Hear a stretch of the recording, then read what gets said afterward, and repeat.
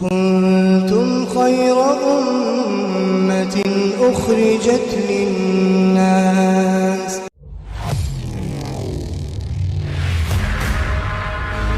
بیٹھ کے کوئی وعظ و تقریر کرنا مقصد نہیں ہوتا ہے. یہ تو ہم سب کا مذاکرہ ہے، سبق ہے.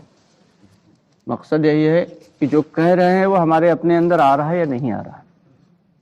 کیونکہ دعوت دراصل داعی کے لیے، دعوت سے کسی کو فائدہ ہو نہ ہو، لیکن جو کہہ رہا ہے اس کا ضرور فائدہ ہو جاتا ہے. ماشاءاللہ نوجوان ساتھی نے بات کی، اس نے جو بھی بات کی وہ دراصل اس کے اپنے فائدے کے لیے. ہاں سننے والوں کو بھی فائدہ ہو جائے تو فبیہا، بڑی اچھی بات ہے. یہ ایمان کے مذاکرے جو ہے یہ آج سے نہیں، صحابہ کرام رضی اللہ تعالیٰ عنہ اجمعین بھی آپس میں مل کے ایمان کے مذاکرے لگایا کرتے تھے. ایک صحابی ہیں، بلاتے ہیں آؤ بیٹھو ایمان لے آئیں، آؤ بیٹھو ایمان لے آئیں. اور صحابی کو برا لگا کیا ہم لوگ ایمان والے نہیں ہیں. صحابہ کرام کا مرتبہ کیا تھا، لیکن انہیں بلانے والے بھی تو صحابی ہی تھے. تو بلایا، بیٹھو ایمان لے آئے. انہوں نے اللہ کے نبی صلی اللہ علیہ وسلم سے شکایت کر دی کہ یا نبی اللہ، یا رسول اللہ صلی اللہ علیہ وسلم، یہ عجیب آدمی ہے، بتاؤ کہ ہم لوگ ایمان والے نہیں ہیں، بلا کے بٹھا لیتے ہیں، اور بیٹھو ایمان لے آئیں.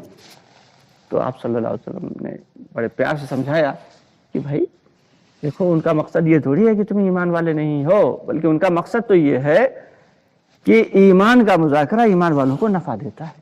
ایمان کی باتوں کو جتنا بولا جائے، ایمان کی باتوں کو جتنا سنا جائے، اور اللہ کی مخلوقات کے بارے میں جتنا زیادہ غور و فکر کیا جائے، اتنا ہی ایمان میں اضافہ ہوتا چلا جاتا ہے. دوستو آگے بڑھنے سے پہلے ہمارے چینل کو سبسکرائب ضرور کر لیں اور ہماری ویڈیوز کو زیادہ سے زیادہ لوگوں تک شیئر کریں. یہ ہم سب کی ذمہ داری ہے کہ تھوڑی دیر روزانہ سکون سے بیٹھیں، تنہائی میں باوضو ہو کے، قبلہ رخ ہو کے، اور سکون سے بیٹھ کے، اور پھر کیا کرنا ہے؟ تزکیہ نفس کریں. تزکیہ نفس یعنی مراقبہ کریں، یعنی اللہ کی مخلوقات میں غور و فکر کریں. اللہ کی ذات میں اگر غور و فکر کریں گے تو کیا ہوئے گا؟ ہلاک ہو جائیں گے. کیونکہ اللہ کی ذات تو وراء الورا ہے، اس پہ تو ہم غور و فکر کر ہی نہیں سکتے. ایک اگر سوچیں گے بھی نعوذ باللہ تو سوچتے سوچتے ایک وقت ایسا آئے گا کہ دماغ فٹ سے پلٹ جائے گا، واپس آ جائے گا، جہاں سے چلے تھے وہیں آ جائیں گے. ہاں اللہ کی مخلوقات کے بارے میں اگر ہم غور کریں گے تب بات سمجھ میں آئے گی کہ اللہ رب العالمین کیسی طاقت والے، کیسی قدرت والے اور کیسی عظمت والے ہیں کہ ایک انسان کو بنا دیا اور پھر خود ہی فرما بھی دیا کہ ہم نے انسان کو بہترین شکل میں پیدا کیا. یعنی جتنی بھی اللہ تعالیٰ نے مخلوقات بنائی ہیں دنیا میں، ان میں سب سے خوبصورت کون ہے بھائی؟ انسان ہے. کیونکہ یہ اللہ تعالیٰ خود فرما رہے ہیں. ایک قصہ ہے حضرت نعمان بن ثابت، جنہیں ہم لوگ رضی اللہ رحمۃ اللہ علیہ، جنہیں ہم لوگ کیا کہتے ہیں کہ ابو حنیفہ رحمۃ اللہ علیہ. ان کے زمانے میں ایک صاحب نے اپنی بیوی سے کہہ دیا، بڑا جوش میں آ کے یا محبت کی زیر اثر آ کے کہہ دیا، اگر تو چاند سے زیادہ خوبصورت نہیں تو تجھے طلاق. اگر تو چاند سے زیادہ خوبصورت نہیں تو تجھے طلاق، یعنی تو چاند سے بھی زیادہ خوبصورت ہے. اور بات جو ہے پھنس گئی. علماء کرام نے کہہ دیا کہ بھائی یہ تو طلاق پڑ جائے گی. کافی بات چیت کی لوگوں سے، اکثر لوگوں کا یہ کہنا تھا. حضرت ابو حنیفہ رحمۃ اللہ علیہ کے پاس جب یہ مسئلہ گیا تو آپ نے فرمایا کہ طلاق نہیں ہوگی، کیونکہ اللہ تعالیٰ بنفس نفیس خود فرما رہے ہیں اپنے پاک کلام میں کہ ہم نے انسان کو سب سے اچھی شکل پہ پیدا کیا. تو جب انسان کو اللہ تعالیٰ خود فرما رہے ہیں کہ ہم نے سب سے اچھی شکل میں پیدا کیا ہے، تو پھر چاند انسان سے زیادہ خوبصورت تھوڑی ہے. ظاہر سی بات ہے اس کی بیوی بھی انسان ہی ہے، تو وہ چاند سے زیادہ خوبصورت ہو سکتی ہے. تو ہم سب کی ذمہ داری یہ ہے کہ اللہ کی مخلوقات میں بیٹھ کے خوب غور و فکر کریں کہ انسان کو یہ بنایا ہے.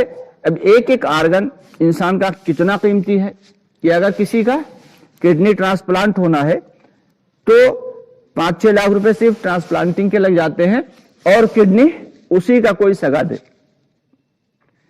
اندازہ لگائیں کہ ہم لوگ سمجھتے نہیں، کہتے بڑے پریشان ہیں، ارے کچھ نہیں، بڑا یہ ہے، بڑا وہ ہے. ارے نہیں بھائی، انسان کو جو دماغ دیا اللہ تعالیٰ نے تو کتنا قیمتی دماغ ہے یہ، کہ ایک دماغ کی اگر ذرا سی رگ ہٹ جائے اپنی جگہ سے تو اچھا بھلا کپڑے پہنے ہوا مالدار آدمی، پڑھا لکھا آدمی نالی کا پانی پیتا نظر آئے گا. اس اندازہ لگائیں کہ اللہ تعالیٰ نے جو ہمیں بنایا ہے تو ہمیں بنانے میں اللہ نے کس قدرت کا مظاہرہ کیا ہے.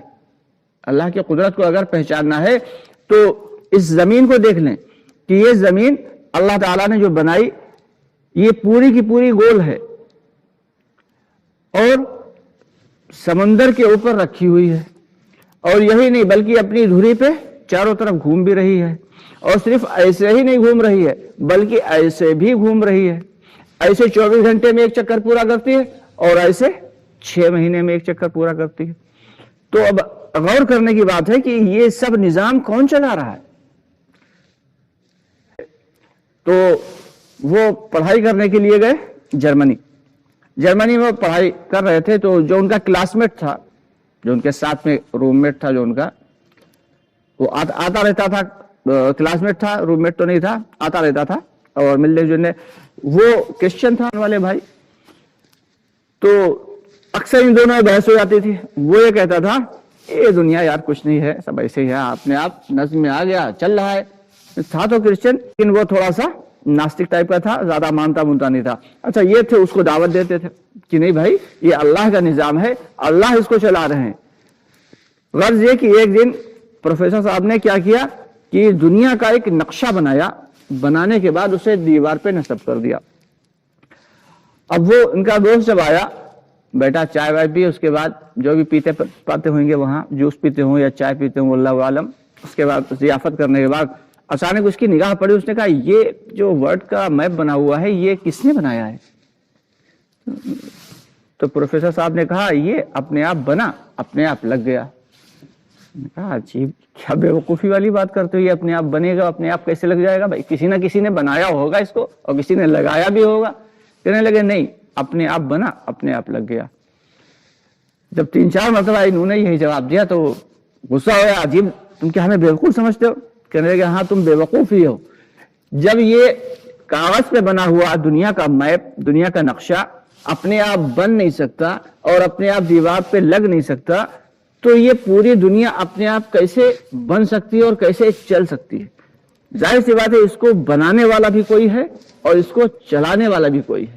کہ روزانہ سورج اپنی مخصوص جگہ سے نکلے، ٹھیک 1 سال کے بعد اتنے ہی گھنٹے، اتنے ہی منٹ کے بعد، اتنے ہی سیکنڈ کے بعد پھر نکلے. دائمی جنتری ہے، ایک مرتبہ جنتری بنا دی گئی، سالہ سال سے چل رہی ہے، 1 سال کے بعد پھر وہی ٹائم ریپیٹ ہوتا ہے. تو اس سورج کو نکالنے والا کون ہے؟ اور اس سورج میں نور اور روشنی اور گرماہٹ ڈالنے والا کون ہے؟ ضرور کوئی ایسی ذات ہے جو ان ساری چیزوں سے سب سے اوپر ہے.